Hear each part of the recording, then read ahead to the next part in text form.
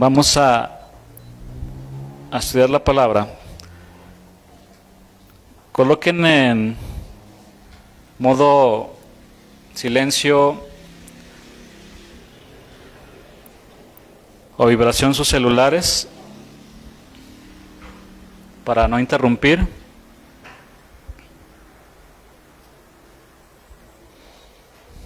No me vaya a pasar lo mismo que al pastor que los estaba regañando.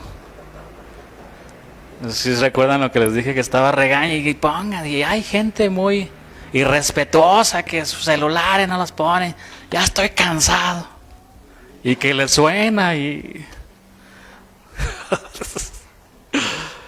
Pues ahorita me fijé en el mío, dije, no vaya a ser que ahorita suene ahí con una canción de los Tigres de Sodoma y...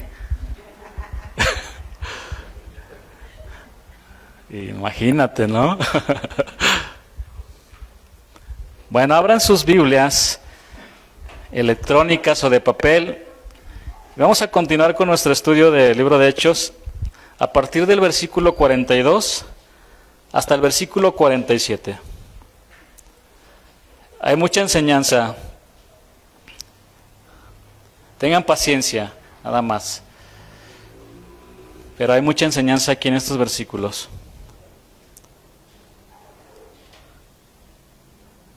Tema número 7, la vida de los primeros cristianos. Vamos a leer del versículo 2 al 42 al 47. También ya tenemos nuestra grabación en vivo, o nos estamos conectando, entonces le damos un saludo a los que nos puedan estar viendo. Hechos 2:42 al versículo 47. Cuando tengan la oportunidad, lean todo el libro de Hechos. Está hermoso el libro, está hermoso. Yo creo que lo he leído al menos 2 veces completo el libro.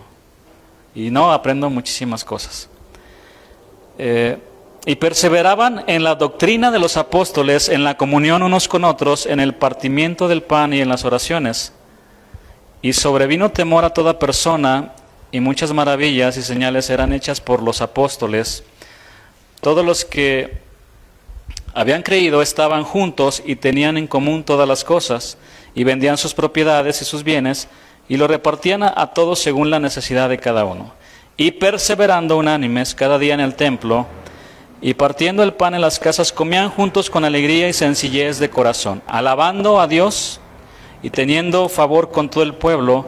Y el Señor añadía cada día a la iglesia los que habían de ser salvos. Vamos a orar rápidamente. Señor, ponemos en tus manos tu palabra, Señor. Habla a nuestro corazón, Dios. Estamos dispuestos, somos como el barro moldeable. Moldeanos, Señor, moldea nuestro carácter, nuestra vida, transfórmanos. Queremos ser llenos de tu palabra. La palabra de Cristo mora en abundancia en vuestros corazones, es lo que dice también tu escritura, Señor, que more en nuestro corazón tu palabra, Dios, para hablar tu palabra, Señor. Y te damos gracias porque tú eres bueno, Señor.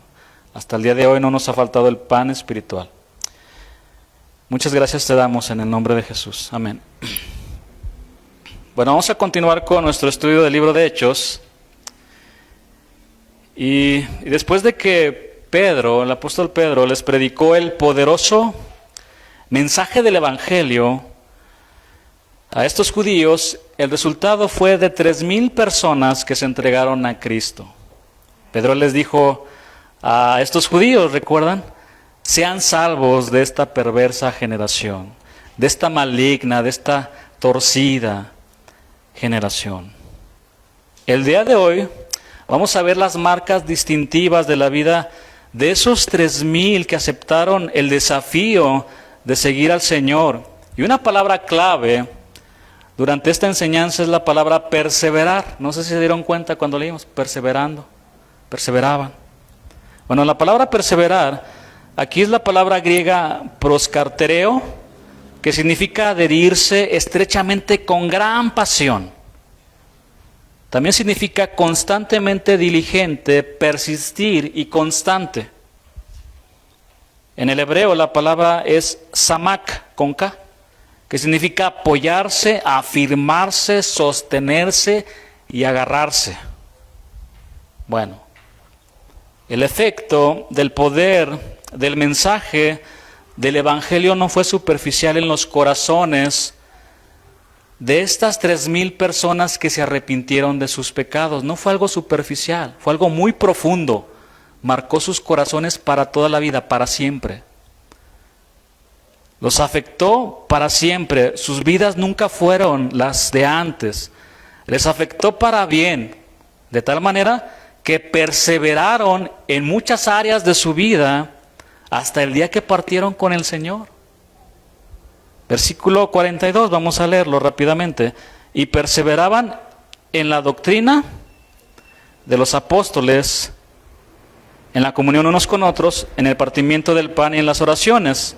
Este versículo 42 resume las actividades comunes de los creyentes. ¿Cuáles eran? Recibir enseñanzas, compartir la vida, celebrar la Santa Cena y orar. Perseveraban en la doctrina. La vida de los primeros cristianos, o de los primeros discípulos del Señor, porque hasta después se les llama cristianos, que vamos a estudiar después, pero la vida de los primeros discípulos del Señor se caracterizaba porque perseveraban en la doctrina de los apóstoles. En el Antiguo Testamento, la idea de doctrina o enseñanza significa lo que es recibido, y se utiliza en pasajes como Deuteronomio 32:2 y Proverbios 4:2. Deuteronomio 32:2 dice: goteará como la lluvia mi enseñanza, es lo que recibimos del cielo, la lluvia. Destilará como el rocío mi razonamiento, como la llovizna sobre la grama y como las gotas sobre la hierba. Y Proverbios 4:2 dice: porque os doy buena enseñanza, no desamparéis mi ley. En el Nuevo Testamento son varias las palabras que se traducen como doctrina, pero mayormente relacionadas con la práctica de la enseñanza de Jesús y de los apóstoles. Términos como doctrina de Dios, doctrina de los apóstoles, doctrina del Señor, viento de doctrina, doctrina de hombres, sana doctrina, doctrina de demonios y doctrina conforme a la piedad son dignas de consideración cuidadosa en un estudio bíblico. Ahora, hermanos, cuando hablamos de doctrina cristiana, nos referimos al cúmulo de creencias que la Iglesia acepta y que están fundamentadas ¿dónde? En la Biblia. En la Biblia. Decimos que la doctrina es sana siempre que exprese el criterio escritural, y decimos que es errada cuando se aleja de las enseñanzas bíblicas. Debemos entender, asimismo, que la instrucción de la doctrina cristiana afecta para bien al hombre, de forma integral, y por lo tanto procura siempre llevarlo más profundo al conocimiento de Dios y de su palabra. Eso es lo que a lo que nos lleva la sana enseñanza, la doctrina.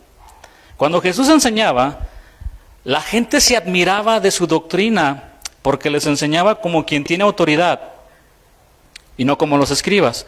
Mateo 7, 28 y 29.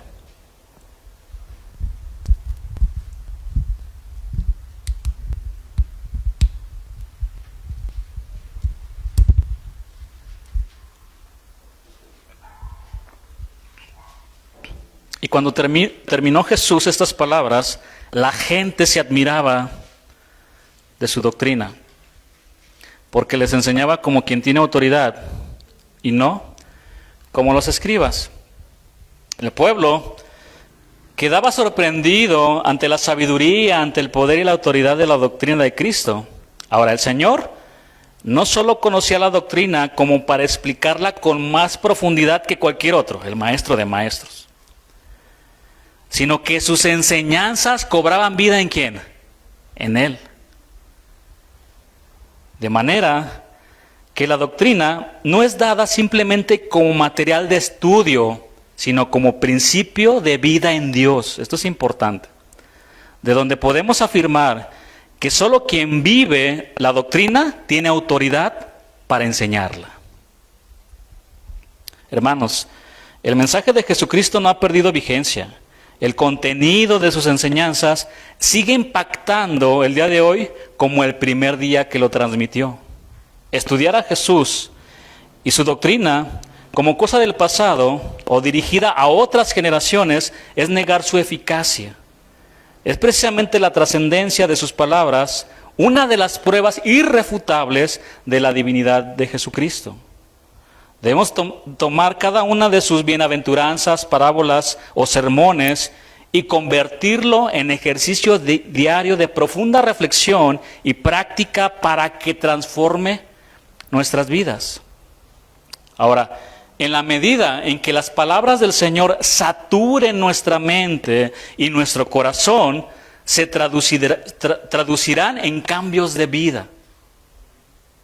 En cambios de vida.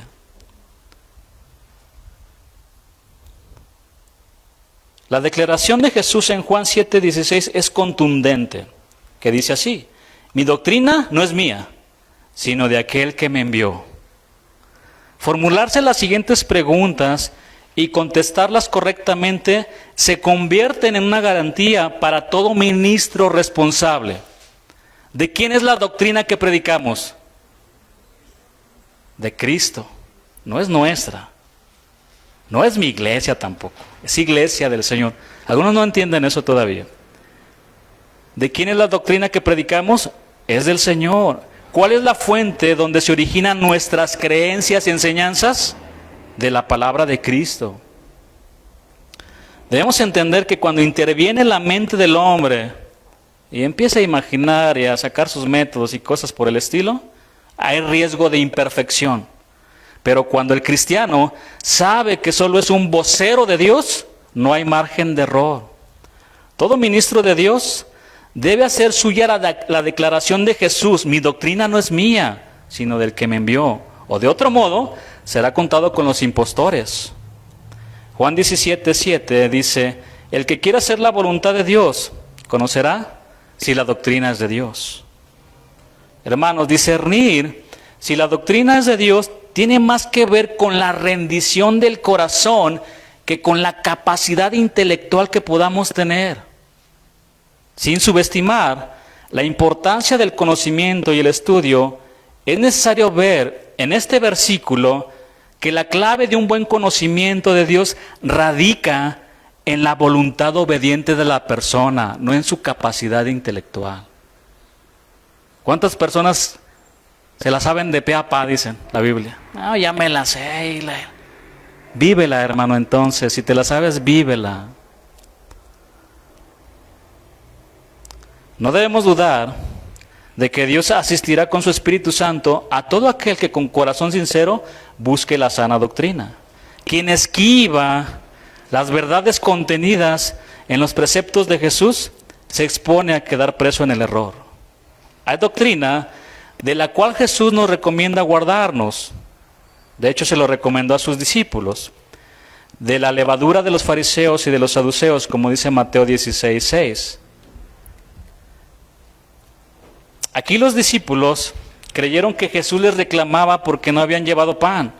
Pero después de la aclaración comprendieron que Jesús les hablaba de los fariseos y saduceos y no del pan. Mateo 16:12 dice así la palabra: entonces entendieron que no les había dicho que se guardasen de la levadura del pan, sino de la doctrina, de la enseñanza de los fariseos y de los saduceos. En este pasaje, la levadura representa la hipocresía de aquellos que están dispuestos a torcer la verdad a fin de satisfacer apetitos personales. Otra vez el énfasis recae sobre la rendición del corazón y la falta de compromiso con Dios y su verdad. Hermanos, los primeros cristianos ponían gran empeño en educar a los nuevos convertidos y perseveraban en la doctrina de los apóstoles. La iglesia perseveraba en la doctrina apostólica. Los nuevos convertidos, así como toda la iglesia, tenían claro qué doctrina debían guardar y seguir. No era la doctrina de ellos, que ellos habían diseñado, sino aquella que habían recibido de Jesús. Dios ha establecido su doctrina en su palabra. Esta doctrina ha sido preservada, ha sido guardada por el Espíritu Santo, a fin de que hoy la iglesia no tenga que buscar otra fuente de verdad o de autoridad. Ya no, hermanos. Que el libro del Mormón, que el Corán, no, nosotros no tenemos que buscar en otra fuente. Tenemos toda la palabra aquí, todo el consejo de Dios aquí ya, sus palabras, sus pensamientos.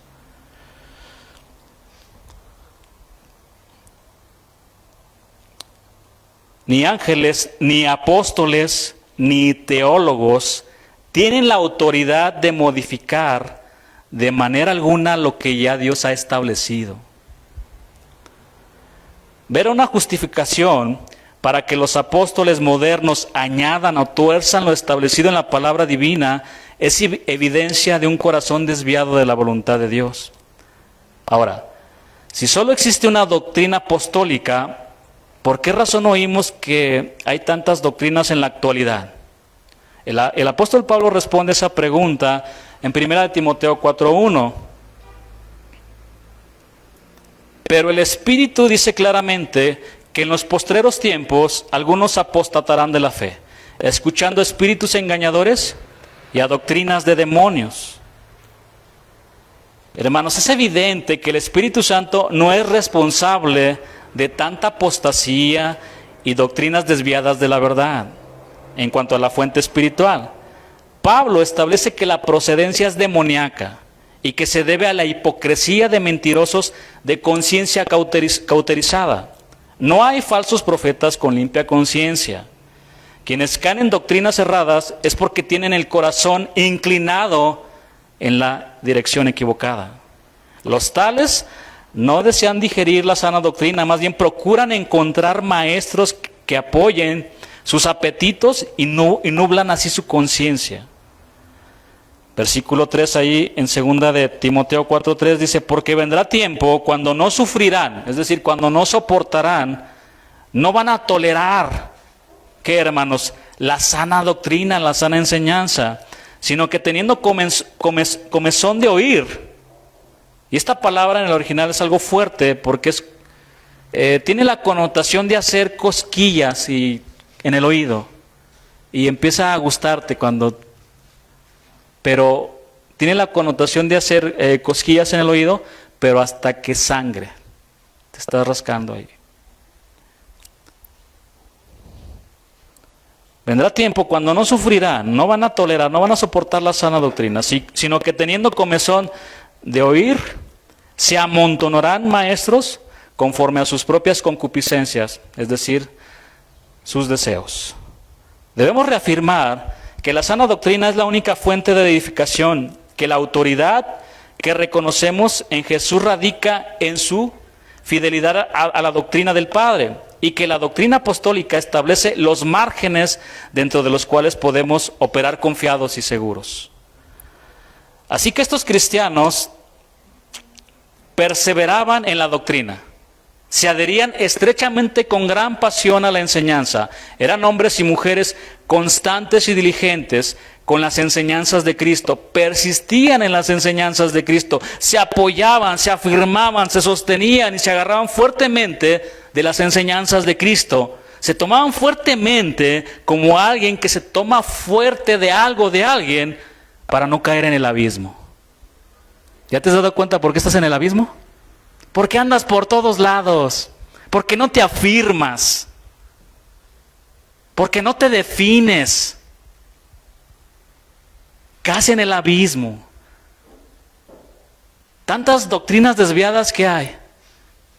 Escuchas a los de Pare de Sufrir, agarran la misma versión, Reina Valera 1960, y ya les crees también lo que están predicando. Andas con los testigos de Jehová, con los de Pare de Sufrir, con los católicos. Hay testimonios de hombres cristianos que eran cristianos según eran cristianos y dan testimonios de que, bueno, estaban errados y ya están con los católicos. Dios mío, porque no se afirman.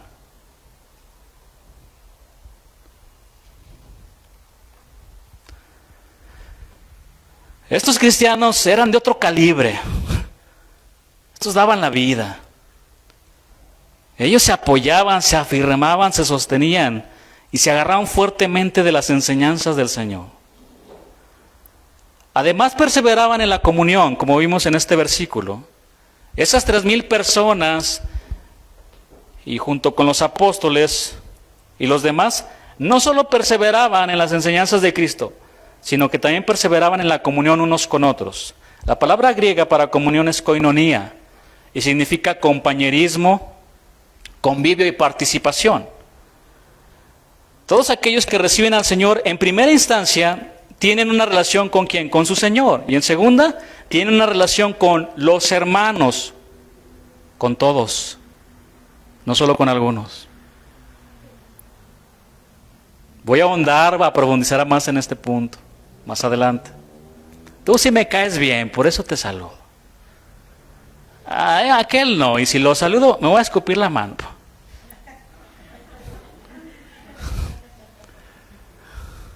Qué horrible, ¿no? Estoy magnificando algo. Yo no sé si lo has hecho. A lo mejor en el mundo hasta lo hicieron, ¿no? Chócala, decía el joven ahí con el gallo Claudio.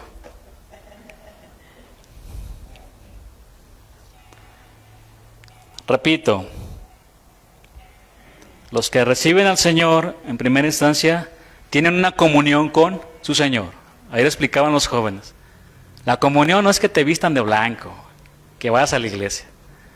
Nuestra comunión es nuestra relación, nuestra oración con el Señor. Y en segunda, una relación con el cuerpo, con los cristianos de aquí, con todos, no solo con algunos. Esa comunión o relación de compañerismo con los hermanos es y será permanente porque vamos a compartir nuestra vida con ellos. ¿Dónde, hermanos? Aunque no lo quieras ver aquí, lo vas a ver allá en la eternidad también. Aquí, Señor, trata, nos pule. Vamos a explicar más a detalle esto. Un verdadero cristiano no tiene excusas para no participar en la vida de una iglesia local. Esta es nuestra iglesia local. Es más, aquellos que deciden separarse son desobedientes al mandamiento directo de la palabra de Dios que dice: y considerémonos unos a otros para estimularnos al amor y a las buenas obras, no dejando de congregarnos como algunos tienen por costumbre, sino exhortándonos, y tanto más cuanto veis que aquel día se acerca. Hebreos 10, 24 y 25. De esta manera, la Biblia no contempla la vida de los cristianos sin comunión unos con otros. Como el cuerpo de Cristo, debemos reconocer que nos necesitamos unos a otros. ¿Cuántos saben que todas las partes del cuerpo humano son importantes? De la misma manera en el cuerpo de Cristo. Vamos a continuar. En el versículo 42. No solo perseveraban en la doctrina de los apóstoles, en la comunión unos con otros, en el partimiento del pan. Perseveraban en el partimiento del pan. Aún viviendo tan cerca del tiempo cuando Jesús fue crucificado, los primeros cristianos o discípulos del Señor nunca quisieron olvidar lo que Él había hecho por ellos en la cruz del Calvario. La comunión de esos creyentes estaba simbolizada por la obediencia al deber espiritual del partimiento del pan. El partimiento del pan aquí es una referencia a la celebración de la cena del Señor. Todos sabemos que en el judaísmo la Pascua era una fiesta anual en la que se celebraba la liberación del pueblo de Dios de la esclavitud de los egipcios. A eso apunta también la cena del Señor. Y ese momento tan bonito era un tiempo de comunión y de amistad entre el pueblo, para insinuar un acto de canibalismo. Pero sabemos que el Señor se estaba refiriendo a su sacrificio en la cruz del Calvario.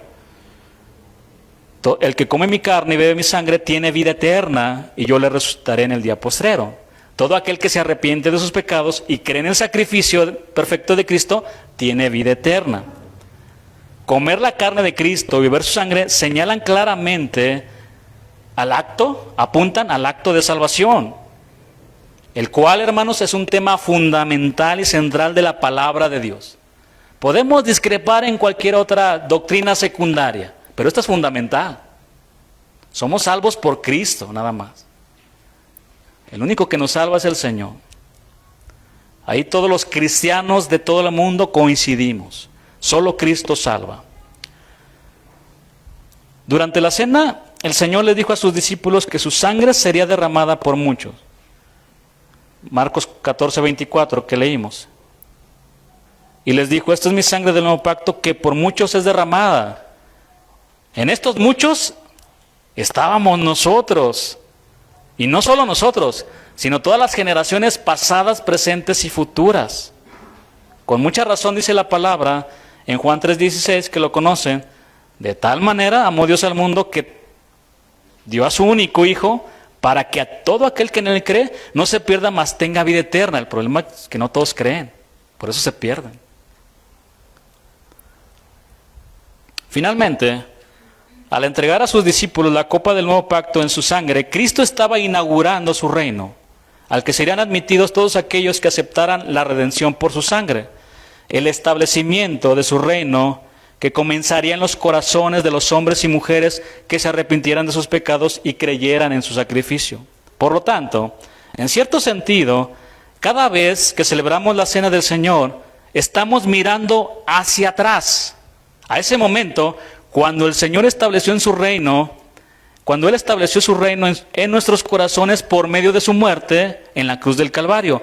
Pero paralelamente también estamos viendo hacia adelante, a ese momento cuando Él regresará y establecerá su reino de manera visible y plena. Vamos a leerlo, léanlo rápidamente conmigo, uno de estos versículos. En Marcos, estábamos en Marcos.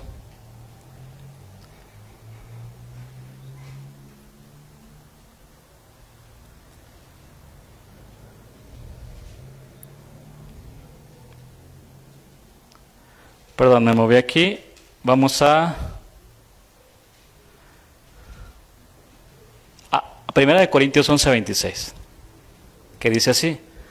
Así pues, todas las veces que comieres este pan y bebieres esta copa, la muerte del Señor anunciáis hasta que Él venga.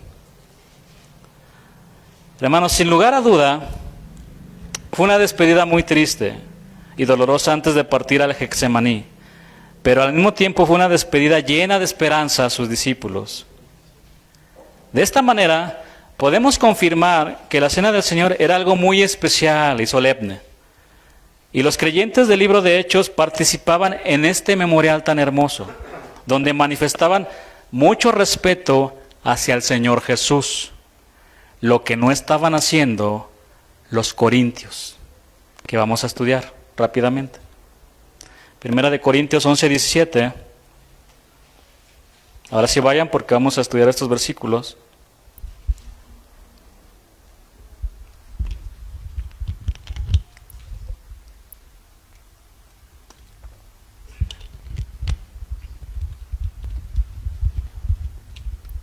Aquí los cristianos carnales comenzaron a menospreciar la cena del Señor. Voy a leerles en la versión lenguaje sencillo el versículo 17, 18 al 22. Hay algo de lo que no puedo felicitarlos, les dijo Pablo, y no son las reuniones que ustedes tienen. En vez de serles de ayuda, los perjudican. Para empezar, me han dicho, le han informado, que cuando ustedes se reúnen como iglesia no se llevan bien. Quizá en su traducción dice de otra manera. Sino que se dividen en grupos. ¿Dónde he visto esto? Y se pelean entre sí. Yo creo que en esto hay algo de verdad. No sé por qué. Versículo 19. En realidad, todo esto tiene que pasar para que se vea quiénes son los verdaderos seguidores de Cristo. Según entiendo, cuando ustedes se reúnen, cada uno se apura a comer su propia comida y no espera a los demás.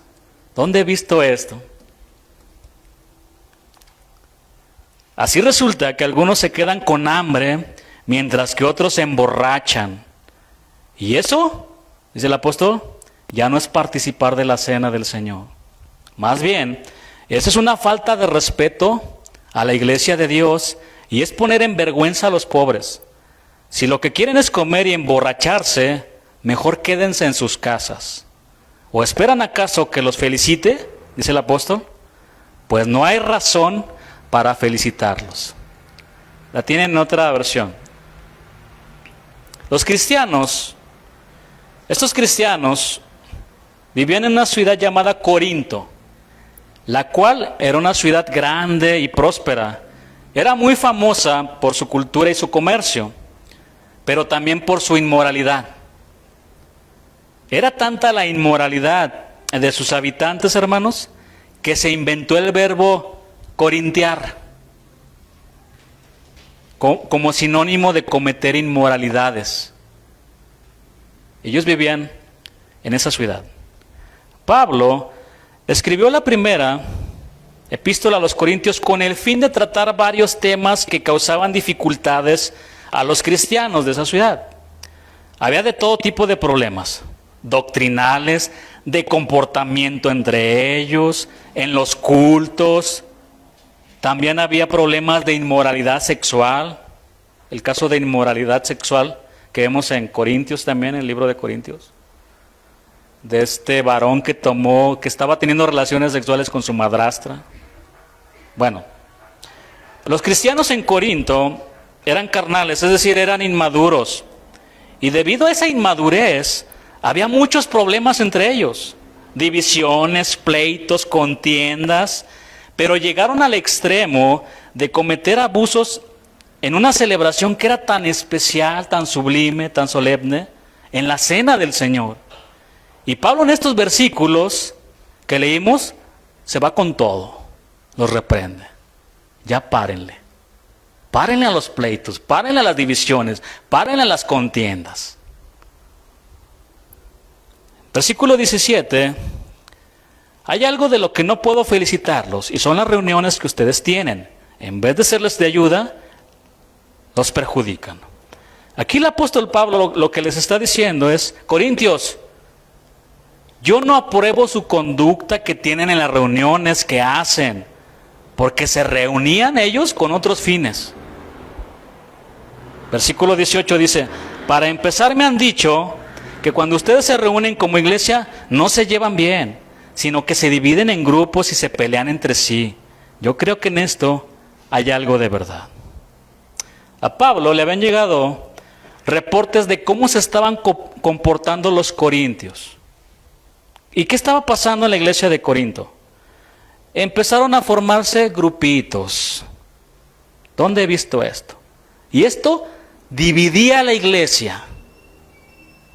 Los hermanos de dinero se juntaban con los que tenían dinero. Yo no me junto con la chusma. Los otros hermanos de menos recursos hacían lo mismo. Yo no me junto con los fresas. Y hacían sus grupitos.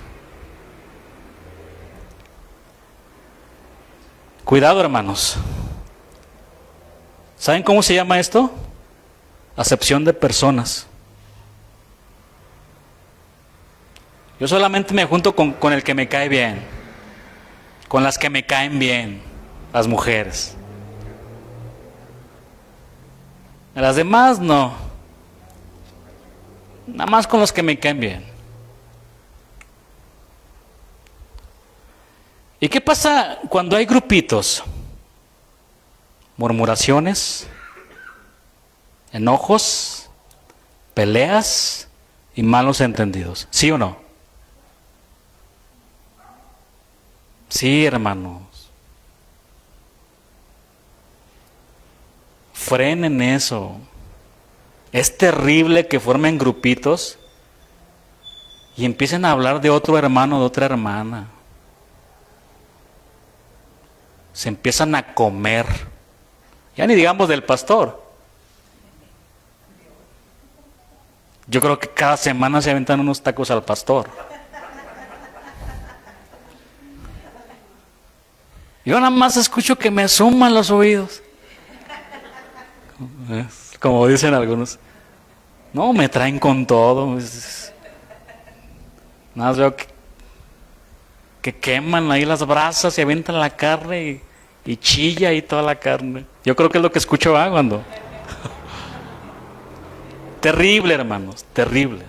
Eso causa divisiones. No hagan grupitos. Habrá algunos que, bueno, tienen más empatía con unos hermanos, claro.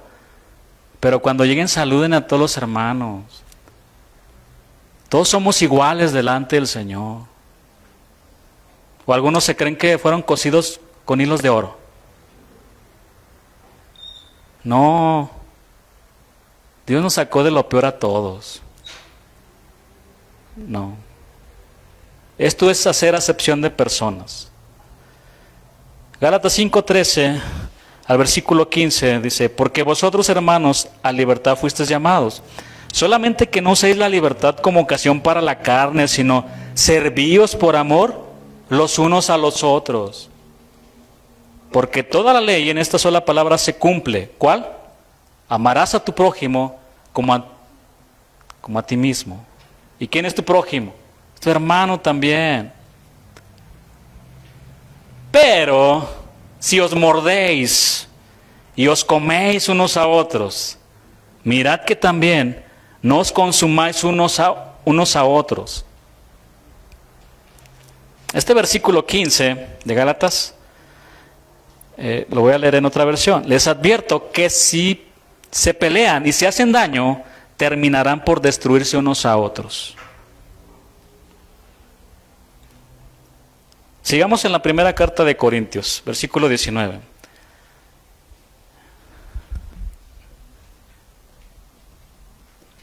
En realidad, les estoy leyendo en otra versión. Todo esto tiene que pasar para que vea quiénes son los verdaderos seguidores de Cristo. ¿Por qué es preciso, dice en su versión? ¿O por qué es necesario que pase todo esto? En la Reina Valera. En versículo 19, 1 Corintios 11, 19. En realidad todo esto tiene que pasar para que vea quiénes son los verdaderos seguidores de Cristo. Este tipo de situaciones van a seguir pasando. Aquí dice el apóstol Pablo, es necesario que pasen.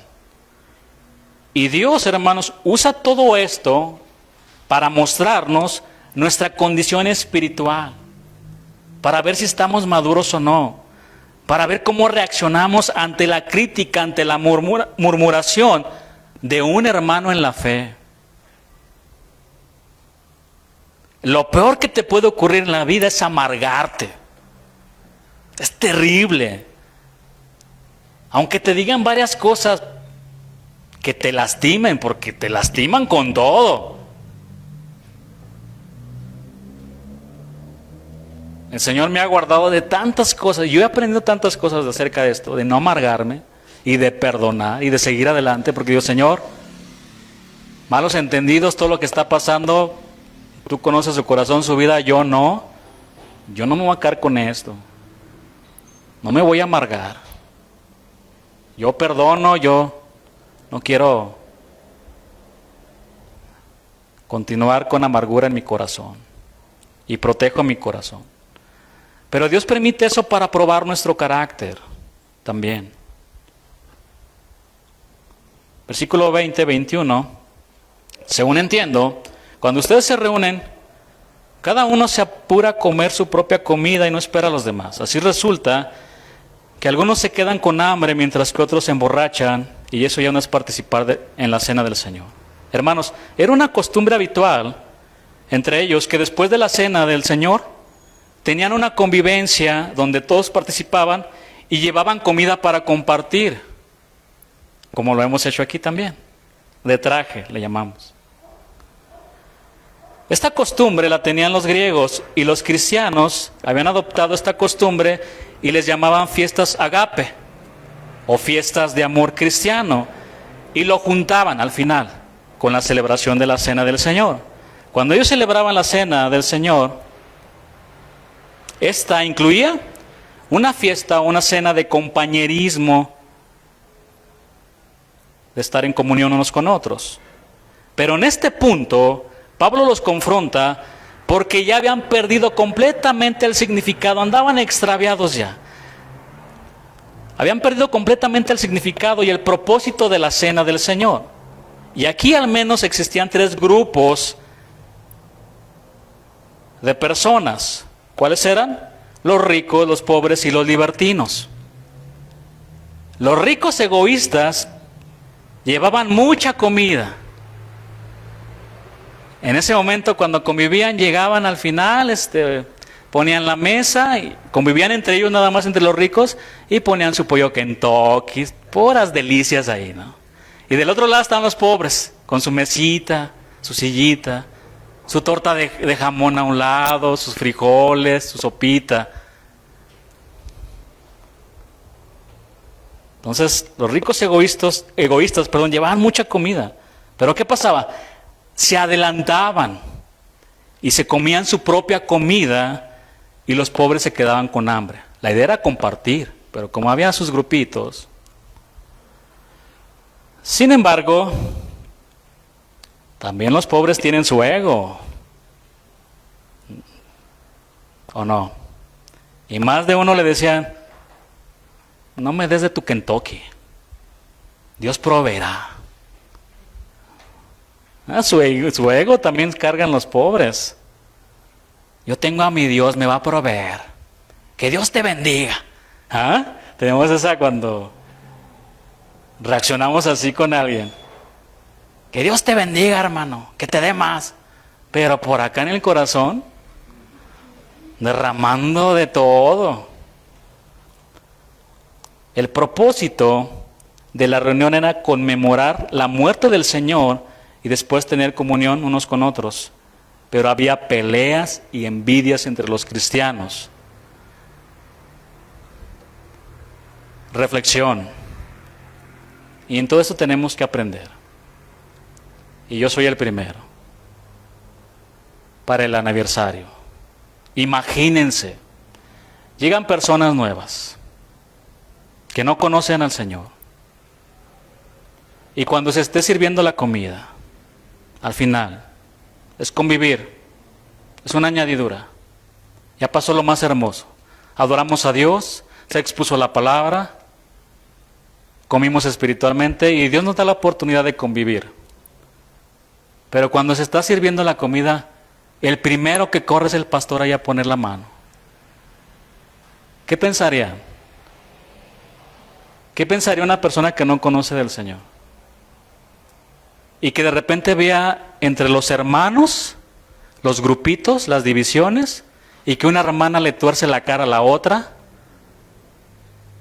y que después cuando están sirviendo, dame más, con esa voracidad, como el niño que les decía, con una torta acá y temblando con la otra mano por, dame acá el pozole, pónmelo acá. Pero está caliente, así dámelo. Hermanos, da risa, pero ¿cuántas situaciones pasan? Todo por la voracidad. Dame para llevar, falta mi familia y son como 20. Dame para mi familia y para llevar. Terrible, terrible. Puras peleas. Ya después la hermana se peleó con una, ya no se hablan, ya no viene a la iglesia. Muy terrible todo esto. Se avientan en la fila. No, es terrible.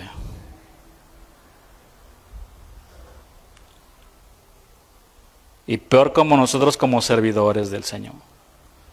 Peor yo como pastor si empiezo a hacer ese tipo de cosas. Hacer acepción de personas. A decir, a ver, mira, aquel varón se ve que tiene dinero, pásale aquí, siéntate.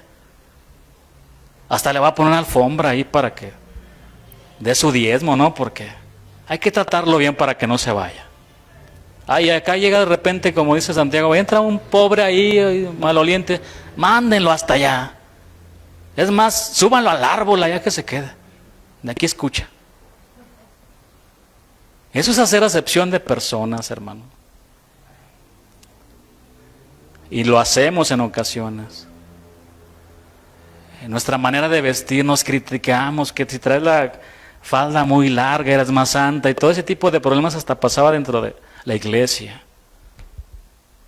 Y las que se creen muy santas con falda larga ya en las discotecas, haciendo por todos lados. Yo sí criticando a la otra. Ay, hermanos. En lugar de compartir el alimento, unos arrasaban con todo, como vemos, y los libertinos se volaron la barda, metían la botella de vino y se emborrachaban en la iglesia. Lo estamos leyendo.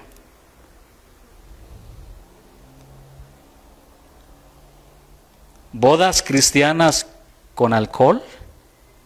¿Han escuchado? Que en alguna ocasión tuvieron una boda cristiana y metieron sus botellas, se terminó nada más la ceremonia y vámonos al baile a tomar y a hacer lo mismo que la gente que no conoce a Dios. Hermanos, si alguno de ustedes me pide que los case y van a incluir todo este tipo de cosas, no venga conmigo. No venga conmigo. Si van a hacer alguna celebración y eso, y después termina la celebración donde adoramos al Señor, lo alabamos, y después va a empezar a bailar y a tomar alcohol, ni venga conmigo, hermano. Hay muchas cosas que los pastores no podemos controlar. Porque yo sí he sabido de algunas bodas cristianas, según cristianas. El pastor ahí no se dio cuenta, de repente vio que se empezaron a bailar y a tomar. Mejor se salió. Yo al menos de 2 he sabido. Supuestamente cristianos. ¿Cuál es la diferencia? Pues mejor que te case el cura, ¿no? Ve con el cura. Si vas a tomar alcohol y hacer tu fiesta, ve con él. Dios es santo. Y no podemos estar jugando con ese tipo de cosas.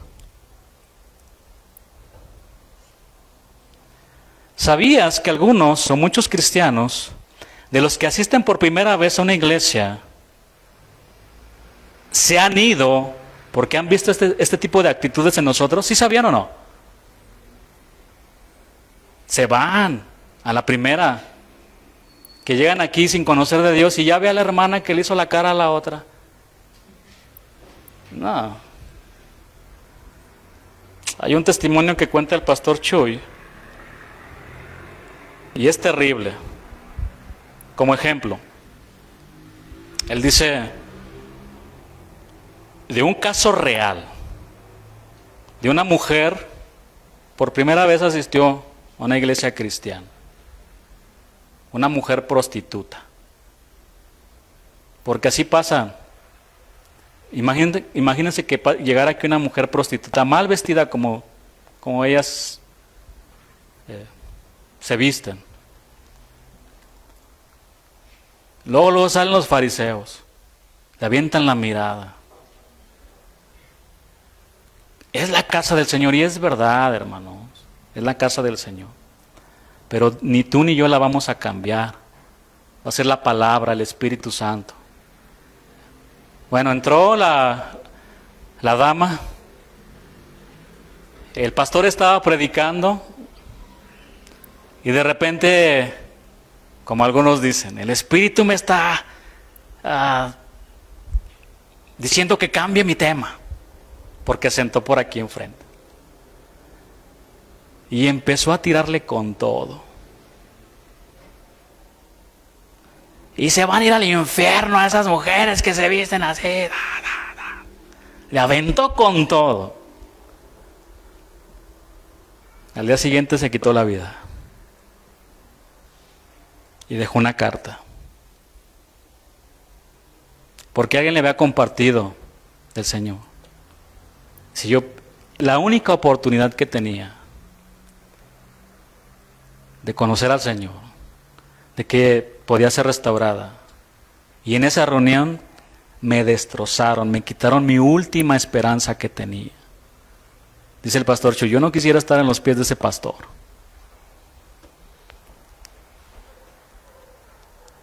Nuestras actitudes, nuestras Nuestra vida, hermanos, es piedra de tropiezo para muchos. Versículo 22, aquí en 1 Corintios 11. Más bien, eso es una falta de respeto a la iglesia de Dios. Y es poner en vergüenza a los pobres. Si lo que quieren es comer y emborracharse, mejor quédense en sus casas. ¿O esperan acaso que los felicite? Pues no hay razón para felicitarlos. Los cristianos del libro de Hechos perseveraban, como vimos, en el partimiento del pan. Y lo hacían con mucha reverencia al Señor. Todo lo contrario con los cristianos carnales de Corinto. Ahora veamos en qué más perseveraban los creyentes del libro de Hechos. Versículo 42 dice que también perseveraban en las oraciones. Los primeros cristianos perseveraban y participaban activamente en la oración como iglesia. En una ocasión el Señor Jesús dijo: y todo lo que pidieres al Padre en mi nombre, lo haré para que el Padre sea glorificado en el Hijo. Si algo pidieres en mi nombre, yo lo haré. Estas palabras seguramente quedaron clavadas en el corazón de los apóstoles que estaban entre estas 3,000 personas convertidas y los discípulos del Señor. Así que las transmitieron a la iglesia primitiva y a la iglesia.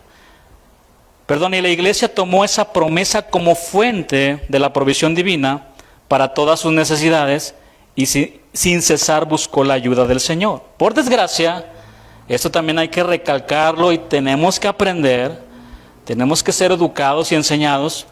El día de hoy la oración está muy descuidada personalmente y en la iglesia. ¿Tenemos tiempo para todo? Menos para orar. ¿Sí o no? ¿Les puedo decir algo y aguantan? ¿Sí o no? A ver, levanten su mano.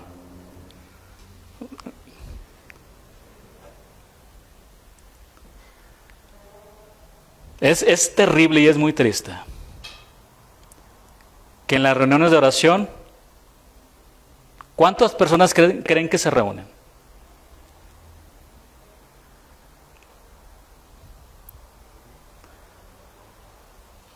Y esto no lo estoy diciendo porque viene el aniversario. Porque algunas personas dicen, pues es que nada más me dicen que yo voy cuando hay algún evento o una comida. Pues sí, hermano. ¿Qué quieres que te diga? Seguramente lo está diciendo por mí el pastor. Ni modo que por el vecino, ¿verdad? Sí, o sea, lo digo por nosotros. Y yo me pongo adelante. Los aniversarios y las reuniones, híjole, hay comida, ¿qué va a haber? ¿Viste? Hasta se emocionan todos, ¿no? Pero en la oración, cuando mandan ahí, vamos a orar, 2, 3, una persona en línea. Hasta el anfitrión le dice, parece que estás tú solo. Sí, sí estás solo, no parece. Le dice la pantalla. Es muy triste, hermanos. Una iglesia necesita orar. Necesitamos orar para que el Señor levante primero varones que sirvan al Señor, que oren también. Vamos a aprenderlo más adelante. Y los varones eran los que servían las mesas, no las mujeres. Necesitamos varones que sirvan la comida. ¿Quiénes están dispuestos a servir la comida? No nada más a tomar el marro. El marro está en Celaya. Ahí déjenlo allá, al hermano Marro. No, necesitamos hombres también que se ensucien ahí con la sopa y la salsa y huelan a comida. Eso también es para nosotros. Lavar los trastes ahí. No sabemos, pero ahí aprendemos. Vamos a estudiar más adelante todo eso. Está muy descuidada la oración. Hay algún concierto cristiano, ¿y quién viene? Funky Town, ¿no? Rapero ahí cristiano. Miles de jóvenes ahí reunidos. Y llega un joven acá, vamos a orar, hermana, vamos a una montaña. ¿Quiénes van? 2 se van con él a orar.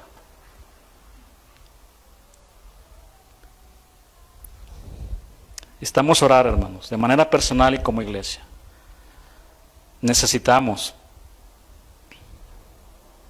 Así que nuestros hermanos de la iglesia primitiva perseveraban en la doctrina, en la comunión unos con otros, en el partimiento del pan y en las oraciones.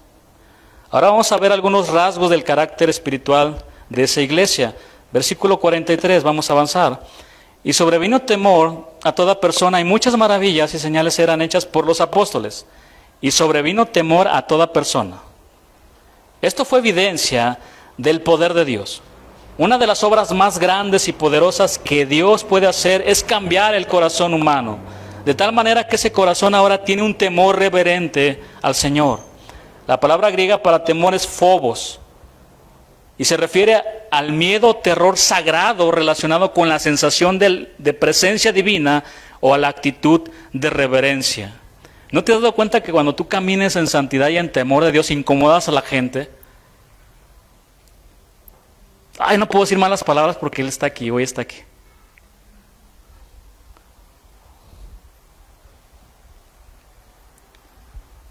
La vida de estos hermanos era tan genuina y espiritualmente poderosa que a toda persona, dentro o fuera de la iglesia, le sobrevino una sensación de temor.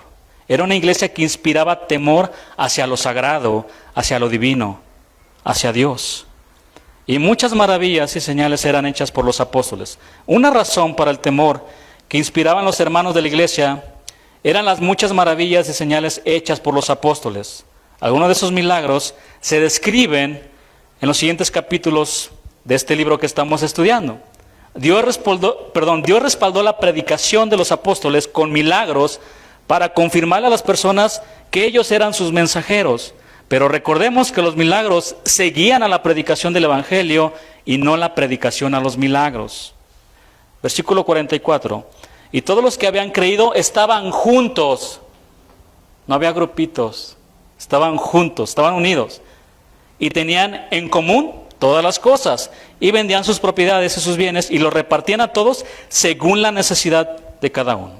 Estos versículos nos muestran un ejemplo de cómo los creyentes compartieron sus vidas unos con otros, estaban juntos, tenían en común todas las cosas. Los ricos vendían sus bienes para suplir las necesidades que había entre los más pobres.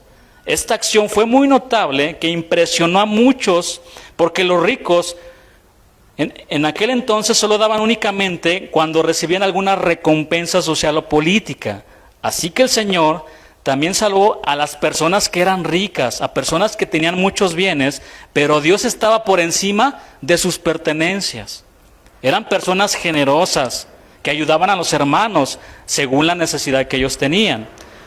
Por ejemplo, en 1 Timoteo 6:17, dice: a los ricos de este siglo manda que no sean altivos, ni pongan la esperanza en las riquezas, las cuales son inciertas, sino en el Dios vivo, que nos da todas las cosas en abundancia para que las disfrutemos, que hagan bien, que sean ricos en buenas obras, dadivosos, generosos.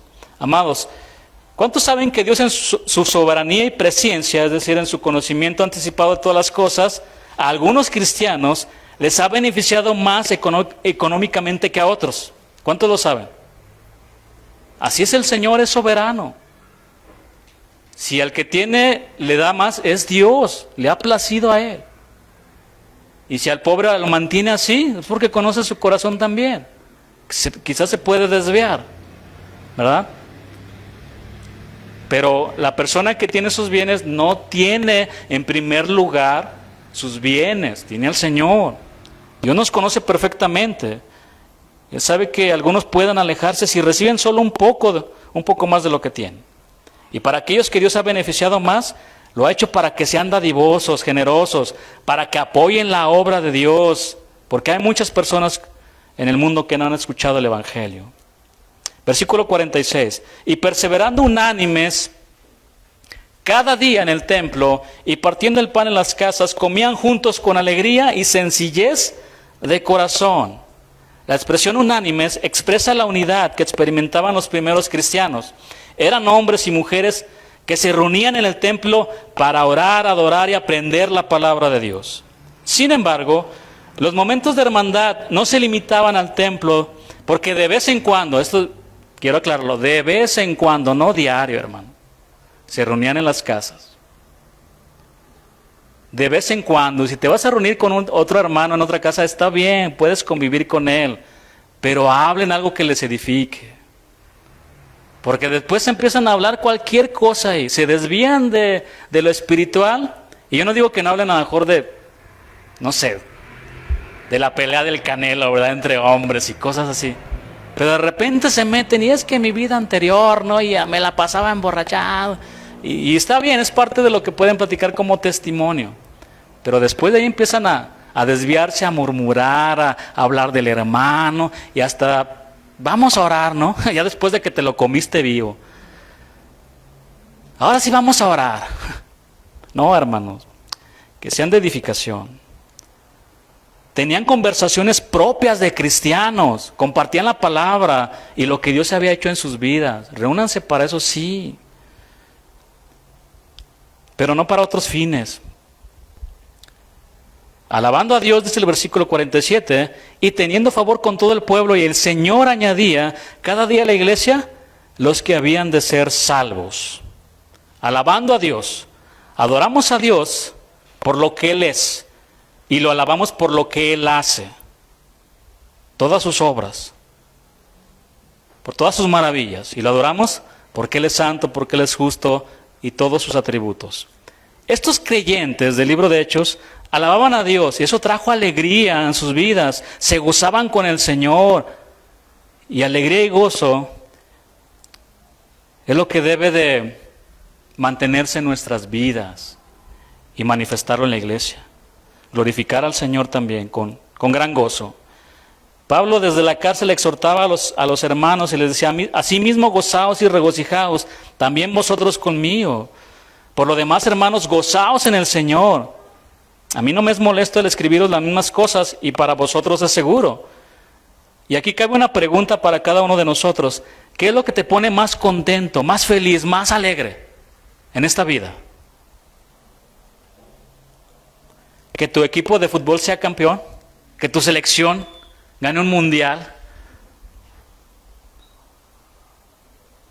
A las mujeres que las lleven a una tienda y que puedan escoger lo que más les guste.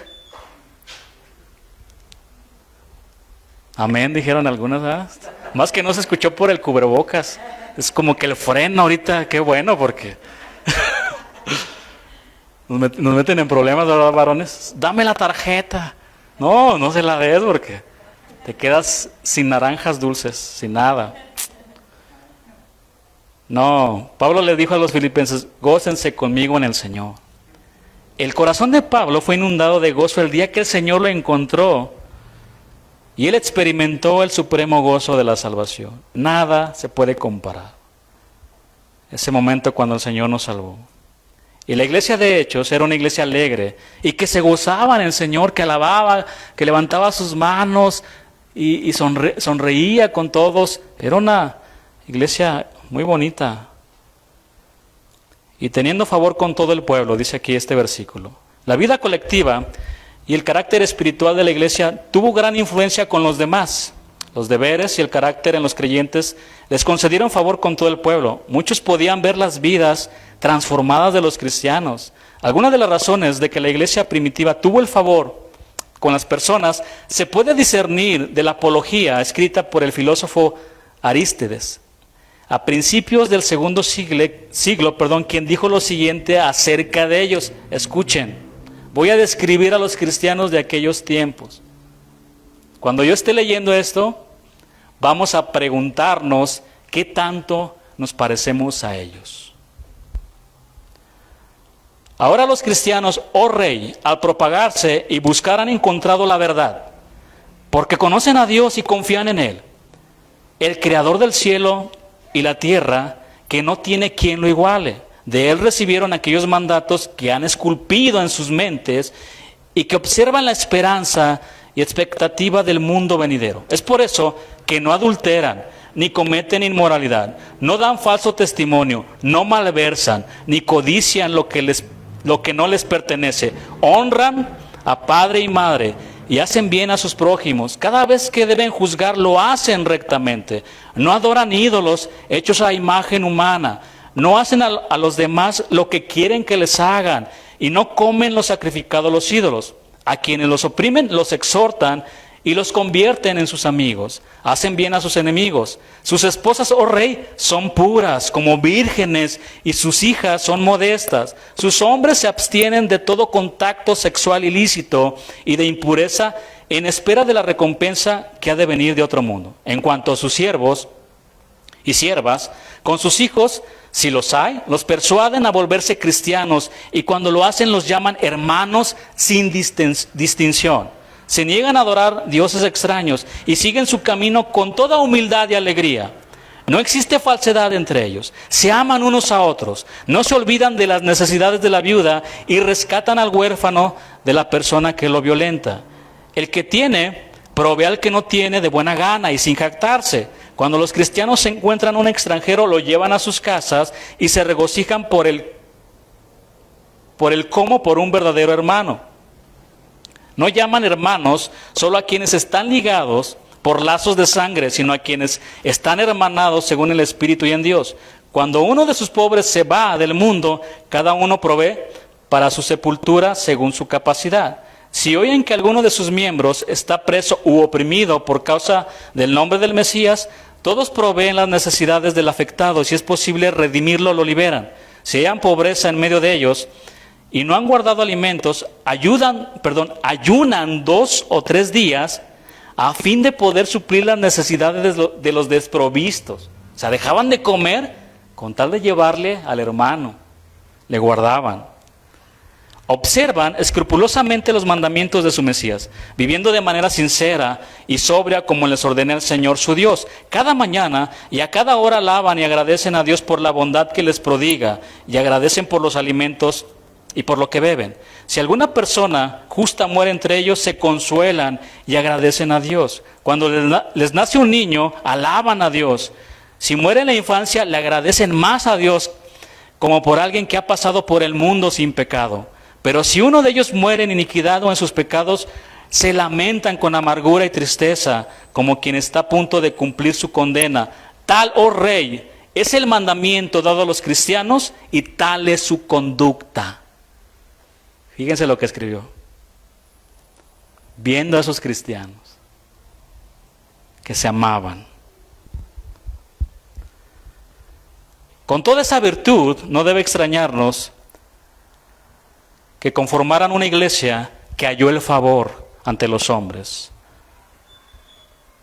Alabando a Dios y teniendo favor con todo el pueblo, y el Señor añadía cada día a la iglesia los que habían de ser salvos.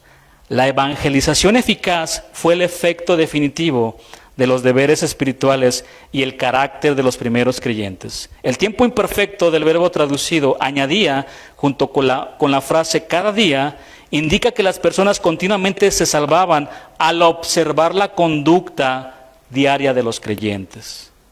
No solamente les predicaban verbalmente, sus vidas les hablaban, les gritaban que el Señor les amaba. Ellos estaban unidos, alegres y llenos del Espíritu, que su misma existencia era un testimonio poderoso de la verdad del Evangelio. Amados, la verdadera evangelización fluye de una iglesia de creyentes que aman a Dios y que se aman unos a otros. Porque en esto conocerán que todos son mis discípulos si tuvieren amor los unos con los otros. Los versículos 46 y 47 del capítulo 2 del libro de Hechos resumen la vida de la iglesia en sus primeros días. Compartían sus vidas unos con otros, alababan a Dios, tenían el favor de los hombres y crecían en número. Amados, cada iglesia sana, con enseñanza sana, en la actualidad debe practicar las manifestaciones de un ministerio vertical: oración, alabanza y adoración a Dios. También debe tener un ministerio interno o hacia adentro: enseñanza, discipulado y ayuda mutua entre los hermanos. Y también un ministerio externo, es decir, hacia afuera. ¿Hacia afuera qué? Evangelismo y testimonio al mundo. Así era la vida de los primeros discípulos del Señor, que después comenzaron a llamarles cristianos. ¿Por qué creen? Porque se parecían a Jesús y se empezaban a burlar de una manera despectiva. Se les empezó a llamar por primera vez cristianos, que vamos a estudiar más adelante, pero porque se parecían a Él. Y ellos son nuestro ejemplo a seguir como la iglesia modelo. Le damos gracias a Dios por su palabra.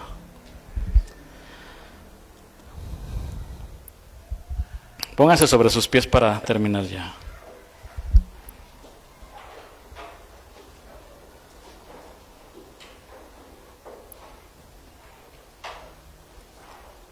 Y meditemos en esta palabra que nos prepara para ese día.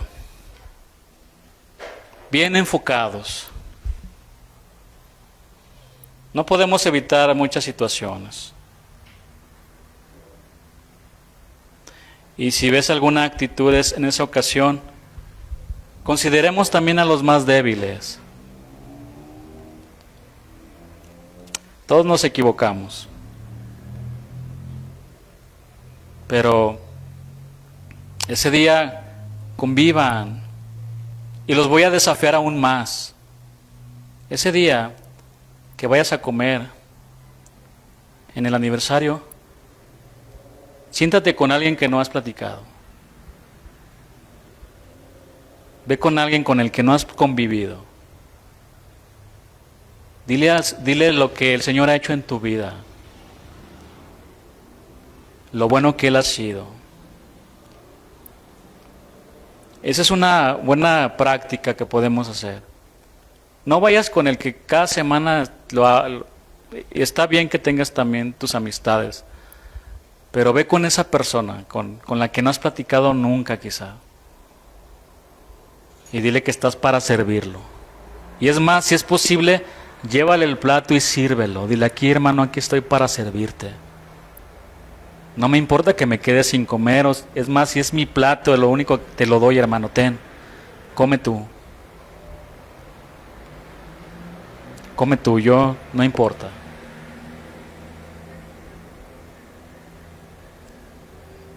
¿Sí estás dispuesto? Basta ya de grupitos, ya hermanos, seamos maduros. Empecemos a saludar a todos los hermanos. El Señor nos da la oportunidad de honrar aquí a los señores de mayor edad que están aquí, a mi abuelito, al Señor. O sea, vamos a honrarlos también, a respetarlos. Si en esa ocasión tú estás sentado y no hay lugar, cédele el lugar a uno de ellos por respeto, a una mujer, a una dama. Tenemos que morir a nosotros ya, definitivamente, y servirnos, como dice la Escritura, servirnos unos a otros.